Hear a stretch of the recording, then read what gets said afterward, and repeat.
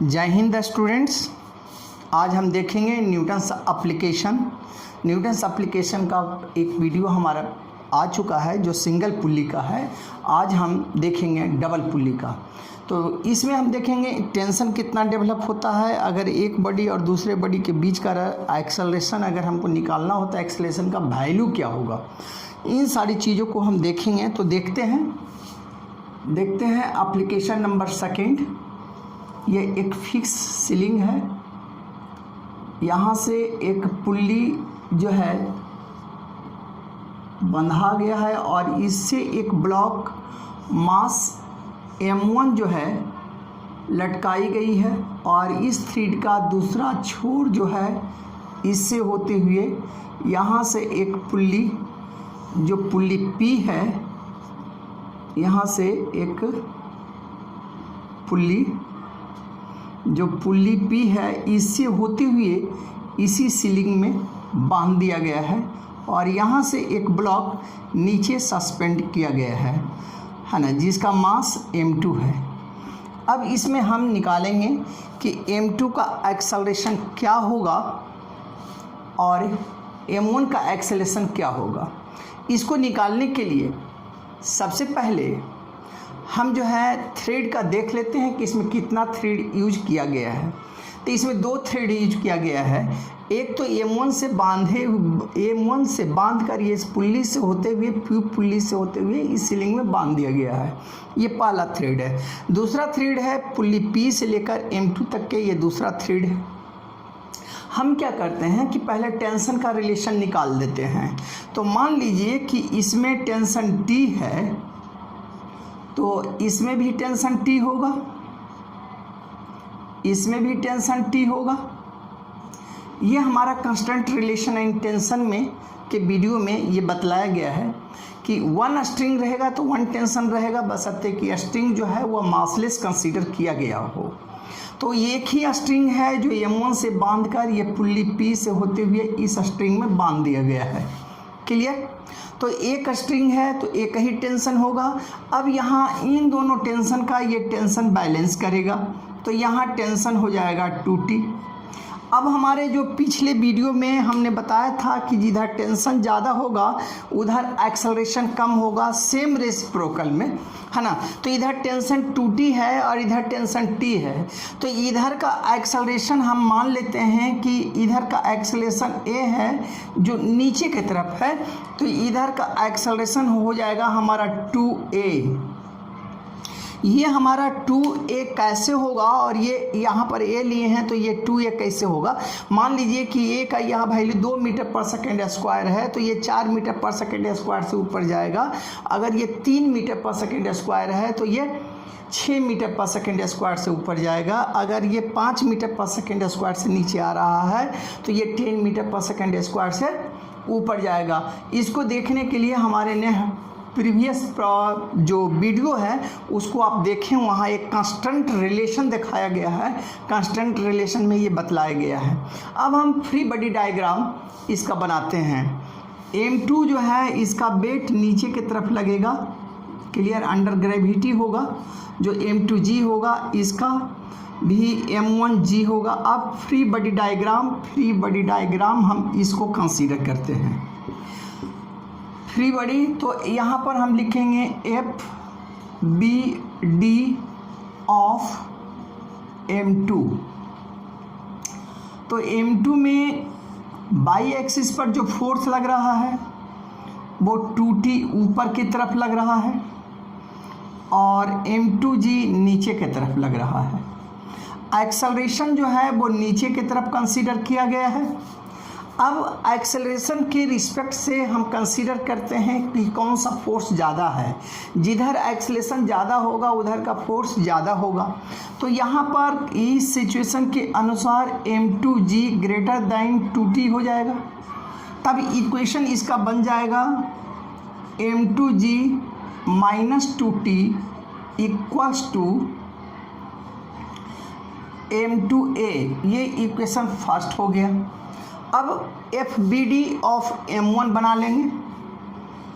FBD of m1 बना देते हैं। अब 1 पर जो हम लेंगे इसका ये हो गया। अब इसका फ्री बॉडी डायग्राम जब हम लेंगे तो फ्री बॉडी डायग्राम इसका जो होगा m1g नीचे की तरफ होगा और t ऊपर की तरफ होगा और ऊपर की तरफ एक्सेलरेशन होगा। तो ऊपर की तरफ एक्सेलरेशन है, इसका मतलब है कि t ग्रेटर देन है m1g से, ठीक है। तब इसका इक्वेशन बनाएंगे t minus m1g equals to m1 into 2a। ये इक्वेशन हो गया सेकेंड। अब हम इक्वेशन फर्स्ट और इक्वेशन सेकेंड को देखते हैं। इक्वेशन फर्स्ट और इक्वेशन सेकेंड को देखने के लिए हम लिखते हैं from equation first and second. अभी इक्वेशन फर्स्ट और इक्वेशन सेकेंड को हम लेंगे तो ये हो जाएगा m2g minus 2t equals to m2a और t minus m1g equals to m2m1a। ये दोनों इक्वेशन आ गया। अब हमें यहाँ t डिस्प्लेस करना है, t को हटाना है। तो t को हटाने के लिए यहाँ पर 2t है और यहाँ पर t है। तो ऊपर में अगर हम नीचे वाली इक्वेशन में अगर हम 2 से मल्टीप्लाई कर दें तो ये हो जाएगा 2t हमारा, क्लियर। तो अब ये और ये कट जाएगा तो ये हो जाएगा m2g minus 2m1g equals to 4m1 plus m2 into a। अब यहाँ पर a का वैल्यू हमें फाइंड हो गया। a का वैल्यू फाइंड हो गया कि a equals to m2g minus 2m1g by 4m1 plus m2। ये हो जाएगा फॉर m2 के लिए। तो फॉर m1 के लिए क्या हो जाएगा, m1 के लिए हो जाएगा 2a यानी 2m2g minus 2m1g by 4m1 plus m2, clear. ये हमारा एक्सेलेरेशन मिल जाएगा। यानी इस प्रॉब्लम का जो सॉल्यूशन होगा वो इस तरह का, इसको आप सोल्व कर सकते हैं। अब हम अगर देखें कि हमें टेंशन अगर निकालना है तो टेंशन कैसे निकलेगा। टेंशन के लिए हम क्या करें, टेंशन के लिए हम इस a का वैल्यू जो है इक्वेशन फर्स्ट या इक्वेशन सेकेंड में हम रख दें, ठीक है। तो हमारा टेंशन निकल जाएगा, क्लियर। तब हम यह लिखते हैं कि फॉर नाउ करके लिखते हैं now t minus m1g equals to 2m1a। ये वैल्यू आ जाएगा हमको, इसको इधर कर देंगे तो ये हो जाएगा t equals to 2m1a plus m1g। a का वैल्यू वहाँ से रख देंगे तो 2m1 m2g माइनस 2m1g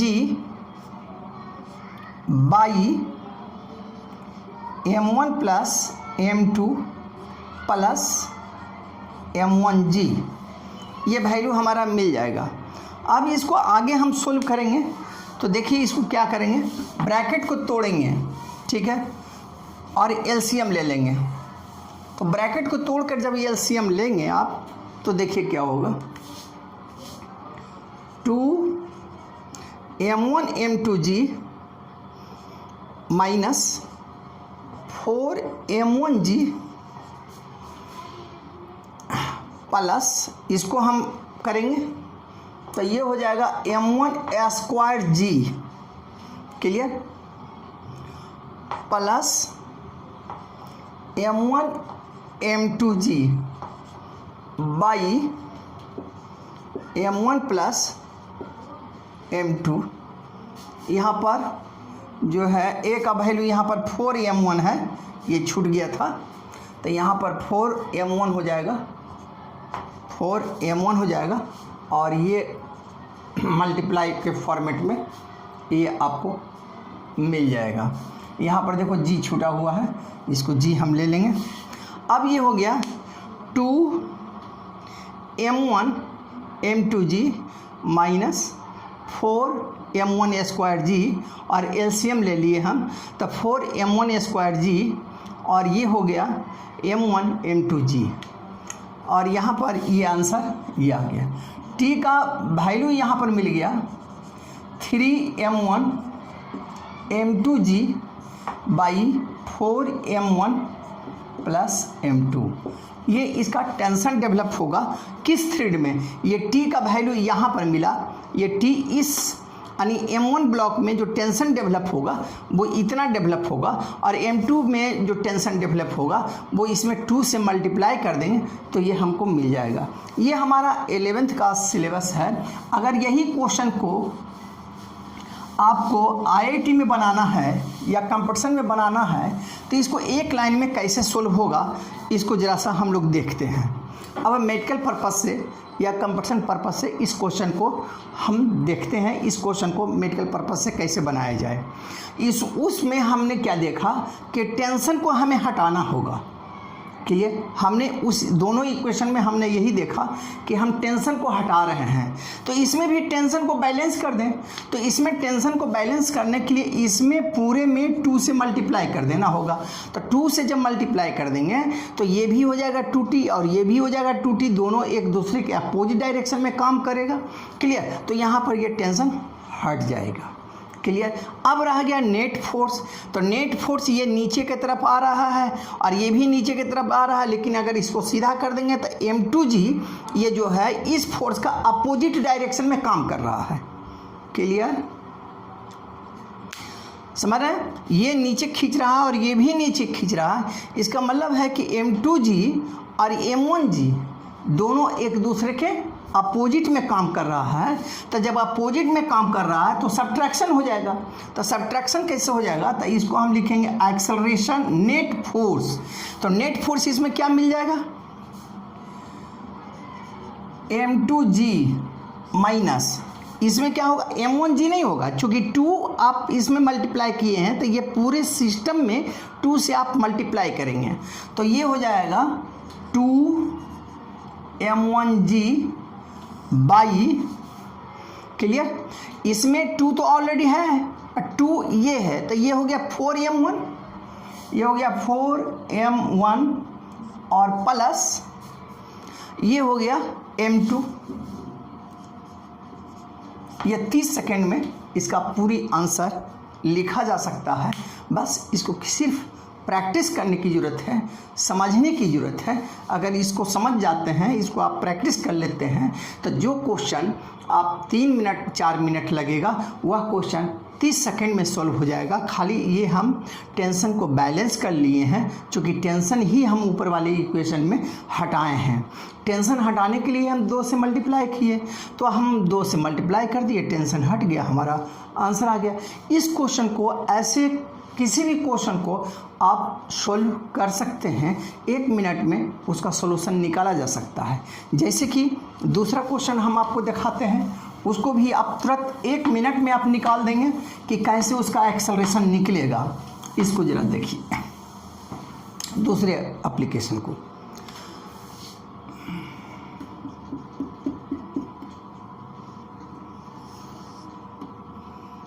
एक ब्लॉक इसमें लटकाएंगे, यहाँ से एक, और इसमें भी एक थ्रेड ये है, ये हो गया। इसको हम दे दिए कि इसमें m1 ब्लॉक सस्पेंड किया गया है, ठीक है, और इससे जो है m2 ब्लॉक जो है सस्पेंड किया गया।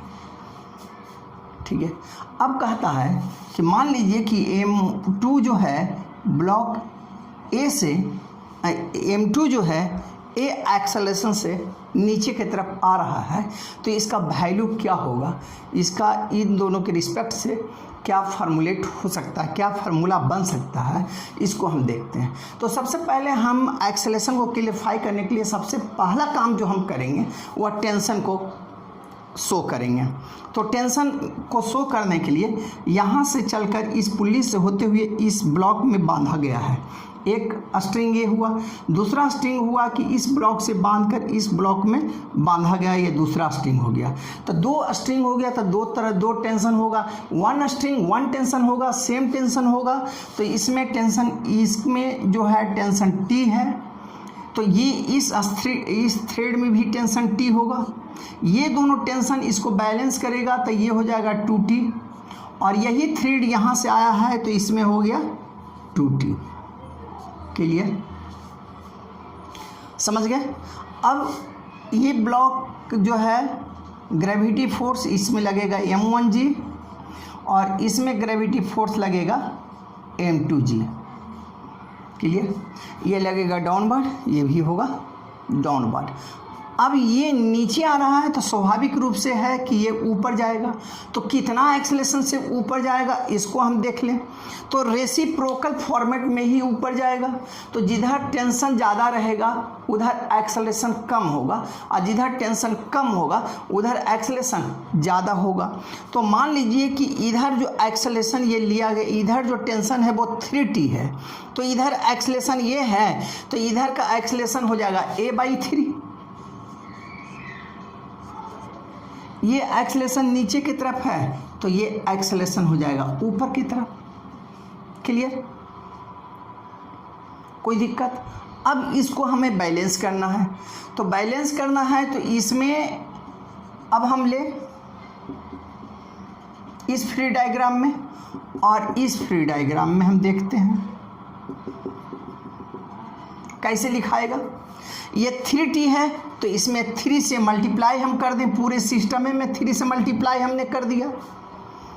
क्लियर, अब 3 से मल्टीप्लाई कर दिया तो इधर टोटल इस ब्लॉक पर जो टेंशन लग रहा था वो 2T प्लस T लग रहा था 3T। इस ब्लॉक पर जो टेंशन लग रहा था वो T लग रहा था। हम दोनों को बैलेंस करने के लिए इस पूरे सिस्टम में हमने 3 से मल्टीप्लाई कर दिया। अब 3 से मल्टीप्लाई कर दिया तो इसमें भी 3T हो गया और इसमें भी 3T हो गया। अब दोनों कैंसिल हो गया। ये डाउनवर्ड है इसलिए इसको हम कहेंगे नीचे की तरफ वाला एक्सेलरेशन। हम अगर लिखते हैं तो लिखेंगे A इक्वल्स टू इसका इसके साथ मल्टीप्लाई हो जाएगा तो 3 M2G। क्लियर, 3 के साथ 3 मल्टीप्लाई हुआ है माइनस M1G, इसके साथ कोई मल्टीप्लिकेशन नहीं है। क्लियर, बाई नीचे क्या हो जाएगा, इसको अब देखिए ये A है, ये है A। अब ये इसके साथ भी मल्टीप्लाई होगा तो ये 3M हो जाएगा और इसके साथ ये मल्टीप्लाई हो जाएगा तो M/3 हो जाएगा। क्लियर, तो ये हो जाएगा